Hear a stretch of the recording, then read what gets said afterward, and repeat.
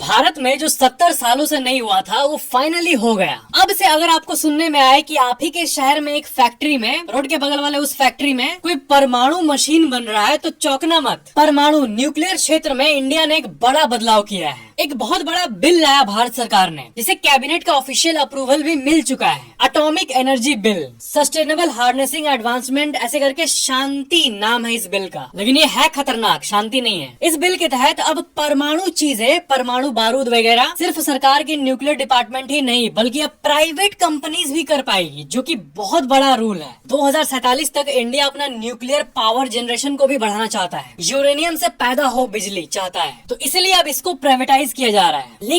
लेकिन खुश हो उसके पहले ये देखो कि इसके डेंजर्स क्या है। भाई देश में हर कुछ मजाक मस्ती का टॉपिक हो सकता है, न्यूक्लियर चीजें बिल्कुल भी नहीं हो सकती। प्राइवेट कंपनीज के हाथ में परमाणु चीजें लगे तो आप अभी मन में गेस कर ही पा रहे होगे पक्का कि रिस्क भी बहुत बढ़ जाएगा देश में। प्राइवेट कंपनीज प्राइवेट ही होती है भाई। इस मामले में स्ट्रिक्ट रेगुलेशन चाहिए होगा, बिल्कुल बैंक्स के रेगुलेशन की तरह। इंडिया के बैंक्स हाईली रेगुलेटेड है। अमेरिका वाले कहते हैं कि इंडिया में बैंक्स कुछ ज्यादा ही रेगुलेटेड है, तो उससे 100 गुना ज्यादा रेगुलेशन असल में प्राइवेट न्यूक्लियर कंपनीज को चाहिए होगा। आपको मैंने बताया था कि इंडिया में थोरियम रिजर्व ज्यादा है, जिससे कि परमाणु बिजली बन सकता है, तो ये भी एक कारण है कि इंडिया इस काम को कर रहा है। और एक इम्पोर्टेंट बात, न्यूक्लियर कंप्यूटर्स में साइबर अटैक भी एक बड़ा कंसर्न है। भाई इंडिया का जो न्यूक्लियर स्टेशन है सरकार वाला, जैसे कि कुदनकुलम वाला, उसमें साइबर अटैक लिटरली हो चुका है मेरे भाई। ये बात मैंने जब सुना था तो मुझे गूजबम्स आ गया था। कुदनकुलम प्लांट के कंप्यूटर्स के अंदर बाहर का मैलवेयर फंक्शन पकड़ा गया था। इस बिल को कैबिनेट अप्रूवल तो मिल चुका है, पर पार्लियामेंट में डिबेट, राष्ट्रपति का हस्ताक्षर वगैरह सब बाकी है। तो आपके हिसाब से ये बिल सेफ है कि नहीं, ये बताना मुझे। आप कमेंट करो, जनता का ओपिनियन सब कोई पढ़ेगा। लाइक सब्सक्राइब जरूर करना।